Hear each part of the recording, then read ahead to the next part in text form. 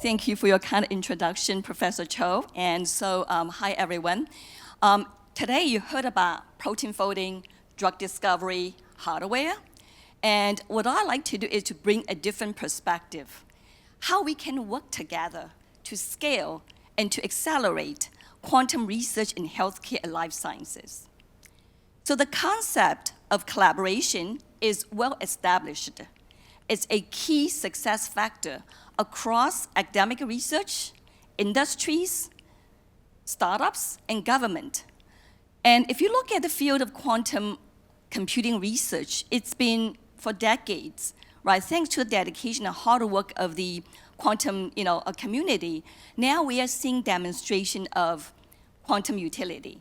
And we are moving towards quantum advantage. Now, to scale and to accelerate the discovery algorithms and development of applications and also industry adoption, it requires quantum talents, skills. It requires domain knowledge and skills. It requires computing resources, right? CPUs, GPUs, and now QPUs. It requires money, funding to support the research. And so no single organization or even nation can take on alone such a task to grow the quantum industry and also grow the quantum ecosystem. So it requires researchers to work together. It requires collaboration among organizations and requires collaboration among regions and nations. So yesterday's session on the national quantum strategy with many leading countries, very encouraging to see the collaboration. So here I'd like to show you two cases that IBM is doing, working with different industries and different partners. And so one is about our partnership with Cleveland Clinic. And so a brief introduction about Cleveland Clinic and IBM. So Cleveland Clinic, for some of you may know, because it is ranked as #2 hospital in the world. And they have about 3,000 researchers, and many with MDs, and some with PhDs, and some have both degrees. Now IBM Research. We are almost 80 years old as a research organization. It's probably one of the most prominent research organizations in the world, decorated with 6 Nobel laureates, 6 Turing Awards recipients, and many other awards. So the mission of IBM Research is, one, is we have been the organic growth engine for IBM Corporation. Second, our mission is to invent what's next in computing. So quantum computing is one of our latest inventions. And so now, as I mentioned, we're in a stage we see practical utilities, and how do we work with industry to develop industry-relevant applications. So we carefully selected to partner with strategic partners. Cleveland Clinic is one of such partners we work with. And so we basically announced the partnership at the end of 2021, and so officially kicked off in the beginning of 2022. So let me show you some progress here. So March of last year, we unveiled the first quantum system in the US that is not on the IBM premise. It's outside of IBM. It is also the first dedicated quantum system for healthcare and life sciences. Now, 2 years later, what do we have? What can we show? Of course, our partnership is across quantum, AI, cloud, and digital health. So we launched about 50 projects. Out of 50, 14 are quantum projects. And so let me show you some of the results here. So one of the results I want to show here, you have seen it, because Professor Wu showed this. I was so happy, because it's much better for someone else to talk about our work than I stand here brag our work, right? So thank you very much, Professor. We're very happy to see you showing the work. And so what I'd like to add a little bit more information here is this paper has been published in the ACS Journal of Chemical Theory and Computation on May 8th. It's just fresh out of the oven, so take a look at it. It's also important to share with you the motivation why we select this particular project, because we're very careful when we pick use cases. So the first motivation is because it is very important. right? Because as some of the experts in the room will know, the function, the biological function of a protein is dictated by the physical structure. Now, the mutation in protein may change the physical structure of the protein. Now, that's going to cause, actually, the change of the biological function. So mutation in protein is a major cause of diseases. So by understanding and predicting the protein structure, it really helps us to better target design therapeutics and also drugs. That's number one motivation because it's very important. The second is, so far, even though advanced technology in computing, including AlphaFold, which was really a truly breakthrough, they cannot predict that well protein structure. And so is quantum a play?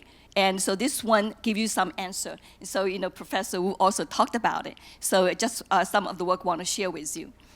And so, but this is not just enough, right, between IBM and Cleveland Clinic. We want to do something bigger. So what we did is IBM as a technology provider, as like Nicola said, right? And so they really focus on the technology platform. Same thing is with IBM. We focus on technology, but we want to partner with other people in the verticals, algorithm, application, use cases. So we launched the 5 working groups, including the one on this side is really on the optimization. This is in partnership with Fraunhofer, Los Alamos National Lab, Ion, and then also you can see the second one is materials and high-performance computing.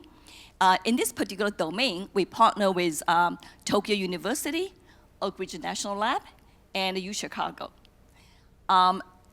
And high-energy physics is another domain that we actually want to tackle. It's more in the scientific field. Everybody know CERN, right? It's a well-known physics lab in Europe, and so partner with them, and also University of Tokyo.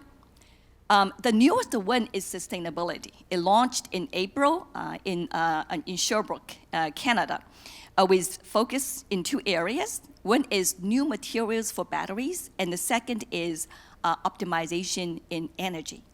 So the most important one for this session essentially is basically healthcare life sciences. We formed a working group with Cleveland Clinic and also with University of Toronto and University of Chicago. Now let's take a look at it. Why we do this? Because as I said in the beginning, it's very difficult quantum computing applied in a specific domain. It requires multidisciplinary people to work together. It requires resources to work together. And so the mission is to find a way to use quantum and go the way. When I say go the way means we'll do it together. And then once you do it, you have experience, you can show other people how to do it. This requires a lot of collaboration. Now, so who are the members in the working group? We started last April of 2023 with about 20 organizations and 40-something people. And now, a year later, we expanded into about 75 people and then more than 30 organizations. And I would say in this room here, or I should say in this region, Yonsei University is a member. And I just like to encourage startup companies, research organizations, enterprises, join us, because we're still too small compared with the problems that we're facing. And so now let's also take a look at it. It's been a little over a year since we launched this working group. What have we been doing, right? So the first thing the team did is really to publish a perspective paper. And so you can see the reason I show on this side is not really for you to read, because you can see it demonstrates the collaboration among many researchers and many organizations. And so this perspective paper you can find in archive, and I highly encourage you to take a look at it if you want to know, quantum for healthcare. And so you can see on this side, it listed the 4 areas that this paper outlined. So in the interest of time, I will not go through one by one, because I only have 20 seconds left. And another very important area I want to show you is because, this quantum group is not just getting together, chatting about things or writing white papers. We actually do real things. So what you see in here are the topic areas as well as subtopic the subtopic areas are now, most of them are real projects. One of them, thank you, Nicola, for mentioning the work in the mRNA we are doing with Moderna.